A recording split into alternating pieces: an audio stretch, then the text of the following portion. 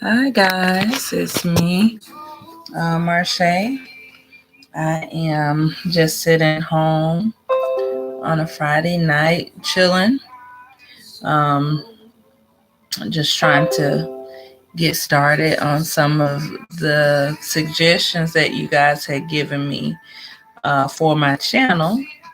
So I did want to, kind of go over or go on some of those things. Hang on. Okay, Google, play next song. Just trying to find something else to play. But um, just to kind of fill you guys in, um, I am currently, retired from porn. But I still wanted to do something with my YouTube channel. Um, some people had asked about, people ask me about writing a book. I don't have time to write a book. Hi, Jan, how are you? So I thought, instead of doing a book, why don't I just do just kind of a video blog type deal where I kind of talk about, certain things. And I kind of like the live version because I get to read you guys' questions and respond to them immediately. But then sometimes it takes me off topic from what I'm trying to, accomplish. It's Friday night. I'm home alone, bored. So I figured I'd log in and see was anybody else in and wanted to talk to you. So yeah, I'll do a Q&A tonight, and it looks like it's just Jan. Do I miss the industry is your question. I miss the money I made. I miss being able to travel a lot. I don't, I don't miss a lot of the other BS that comes along with it. People don't really see porn stars as being real people, having real feelings or real emotions. But we do. We have lives. And as I stated in my last video blog, um, that most of us are not dumb and uneducated and stupid and just don't have anything else to do. It's just that what we chose to do. Yes, I was scared at first. It was very nerve-wracking. My biggest fear was like, how was my friends and family going to react to me doing that, if they found out, which they did. It didn't take long for them to find out. My mom was very disappointed because I was raised in a religious household. My grandfather's a pastor, dad was a preacher. And so my mom was very disappointed. My dad had passed a couple years before I started doing it. So he didn't know. My sister, one of my sisters, she tried to follow in my footsteps. The other sisters, they never talk about it. So I don't know how they really felt. And like some of my other family members, they never confronted me or asked me about it, but they say little slick stuff, sideways stuff. So I know they knew, but the only person that really voiced their opinion was my mom. How did I explained it? How did I explain it to them and make them understand? Basically with my mom, I was like, I'm grown. I'm not living in your house. Something, I'm doing, I'm making money doing it. it's safe for the most part. Of course, she wasn't buying it. She still didn't understand. She was just like, I'm just gonna pray for you. And that's what she did. Oh yeah, I'm sipping. It's Friday night. Hey. Good. So it was hard for her to understand, why I did what I did. But I was just like, it's making me money. Well, now I am a claims adjuster at an insurance company. So I have a regular 9 to 5. I have a daughter, a 5-year-old daughter, and just basically trying to take care of her, set a good example, work hard, and be able to afford the things, have a decent job and be able to afford. And like I said, as far as the lifestyle, if I miss that, again, I miss the traveling, I miss the money.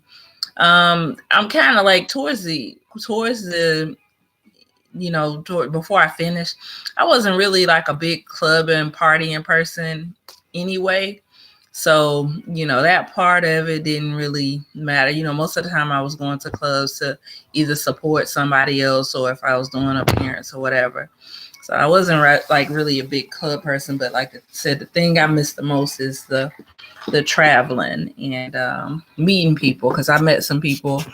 I met some people in the industry that I probably wouldn't have met otherwise. And is the sex better in real life or the scenes? That is a good question. I think sex is better in real life because usually there's something attached to it. On screen it was fun, but it was a job. So, and I just kind of saw it like that. I was like, I gotta get this job done, get what they want to see, and make this money. In real life, it's more intimate and personal, and it's usually somebody you want to be with or desire to be with, or there's some type of chemistry or connection. Not saying that there wasn't any chemistry or connection with people I did scenes with, but it's a difference. Oh, you answering a lot of questions that I was going to ask. You asking a lot of questions that I was going to answer throughout the course of my revelation. So, my first time having sex, I was about 13 years old, because girls at school,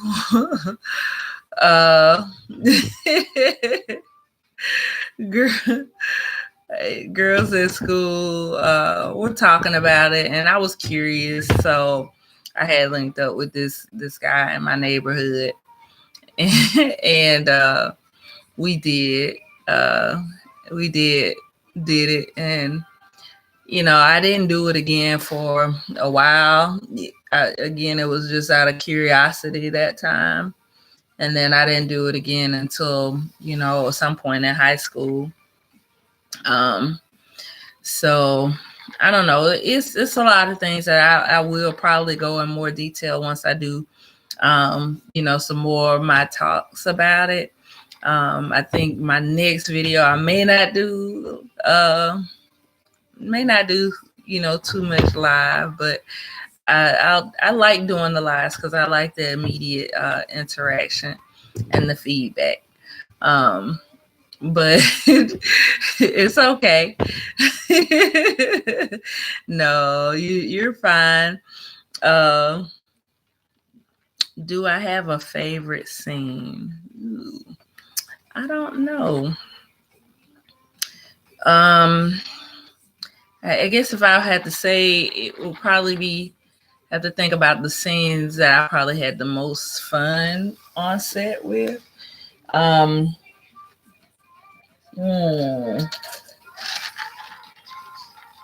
I think I think probably my most fun was I think it was it the apple bottom booties, I believe I did. Um where I had on the fishnets. That was I think the most fun I had. A cherry blossom and was in the scene with me. And that was kind of fun. That was like one of my first scenes with the company. And it was really fun. We had fun on the set that day, and it was fun and it was different. um, I didn't do anal. So that was the one thing, and somebody argued me up and down that they had seen an anal scene, and I was like, "Find it. If you find an anal scene, I'll give you money." I was like, "So, no, that was the only thing really that I didn't do anal." But so it's yeah, and people like, "Oh, it's you that big old butt. You have never done it." I don't think so at this point, simply because my daughter's getting older. And it is going to be a time where I'm going to have to explain it to her. And I don't want her to have to suffer for my sins, basically. Because there'll be time when she get older, and I know this stuff doesn't go away. Um, overnight. So there'll be little nappy head boys or their parents that'll say, "Oh, I know her. She looked familiar. I've seen her before." And then she'll have to be faced with that. And when she gets older, I'll explain it to her, let her know. But I don't think I want to go back. So stuff will be more recent, and they'll be like, "Oh, she did that while she had a daughter," and all this stuff. Just trying to maintain. How do regular guys get a chance to holler? Just be regular. Don't be a groupie or a fan or whatever. I don't know. I'm a simple girl. Like if you guys haven't noticed, I'm real simple. Um, I'm laid back. I'm real down to earth.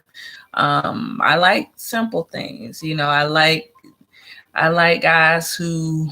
I'm a Southern girl, so I like guys with a little bit of chivalry. I don't believe chivalry is dead. I believe guys should be chivalrous. I still like a man to be a man. I still, I just like, I just like, guys to be real and be themselves, be who they're going to be, treat me with respect, my, respect me. Also, they need to be secure about, themselves and me, and know that this was my, porn was my past, but it's my future, and my present is something totally different. So that's why I want, guys to know. So so regular guys do get chances, but when they kind of wig out. I've had a couple guys wig out, once they found out what I did. And then they kind of treated me a little bit different, but I'm still, I let them know I'm still the same girl you met. Um, whatever it was, I just had a different job in the past. That's all it was, a job. And it's how I made pretty good money. My biggest regret is I didn't save some of that money or do something better with it than blow it shopping and like, oh, easy come, easy go, I'll get some more. um yes, I did dance. And I danced off and on from like when I was 18. I kind of started maybe when I was 18 or 19. Off and on, I would dance a little bit, not a whole lot, not a regular. It wasn't a regular job for me. but I would do it occasionally. Um, and as far as how I was discovered, ooh, that's a good one. Um, I don't know if I'll say discovered, but I had gotten to a point where I had been going to, I had went to a couple swinger parties, and there was this guy, Danny Black, who hosted the swinger parties, and he did his own kind of amateur type porn. Um, he had his own website and things like that, but he, also hosted these swinger parties. And so I went to one of his parties, and I was like one of the only Black girls there who was really enjoying the party. And he asked me, had I ever thought about it? And I was like, nah, I ain't never thought about that. He was like, well, maybe you should. I think you would be good at it. Make some money. We'll talk about swinging in a minute, but make some money and see where it goes. So I did a couple of little amateur things, and then I decided to kind of make my big debut at AVN in Vegas. So I went with him to Vegas for AVN. I did a photo shoot, with some pictures and things, and basically passed them out to people and introduced myself, introduced people, and met people, people from companies and other porn stars, established porn stars at that time. And then exchanged numbers, and the rest was history. Swinging is interesting. It can be fun. It can be crazy. It could be sad. It just really depends. It depends on the people. It depends on the atmosphere. And again, being secure, with yourself and what you got going on. So it's definitely, it's not for everybody. I didn't mind swinging when I, wasn't in a relationship or just going with friends, but I don't know if I could do it if I was married. I don't think I could. And so I don't know. And your next question is, why is the industry so weak nowadays? I think it's weak because of the fact that there's hardly no exclusivity, and people are ripping off, the porns, the movies, and downloading them for free. The internet has, bogged down with free porn, so people don't get paid off of it like they used to. So it's and then everybody can do it. Everybody with a camera can do it, set something up and do it. It's not as taboo as it used to be at one point.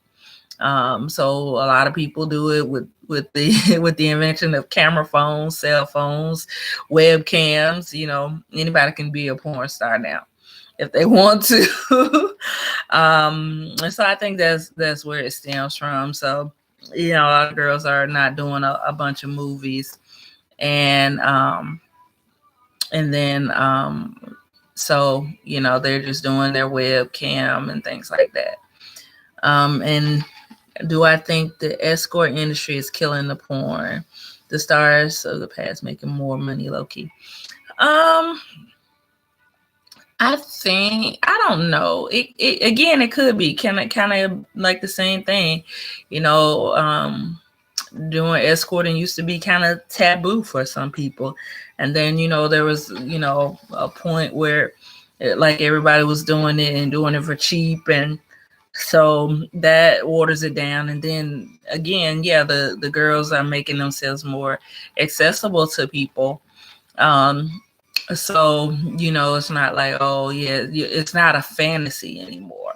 So the appeal of porn in the beginning was that it was a fantasy. This is a girl that you would want to have but couldn't have. But now that you're, the girls are out here escorting, you can have them now if you got the right amount of money. So it's no longer a fantasy anymore.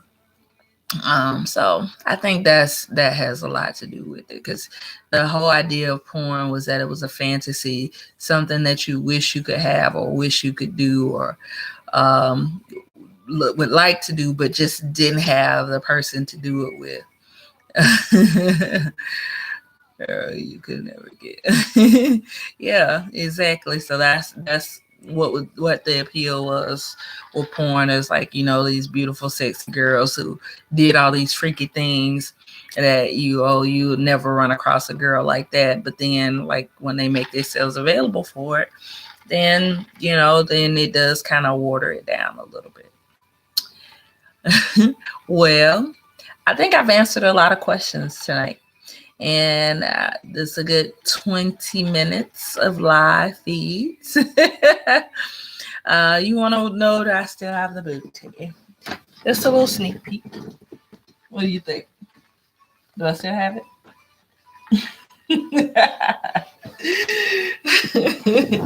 Still there.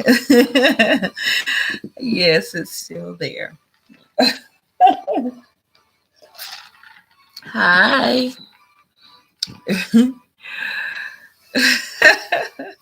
So it's still there, it hasn't gone anywhere. But thank you. Thank you, Mr. Alonzo. You're gonna take me out one day. Well, I appreciate that. Thanks. But yeah, I hate that you're joining, everybody that's joining so late.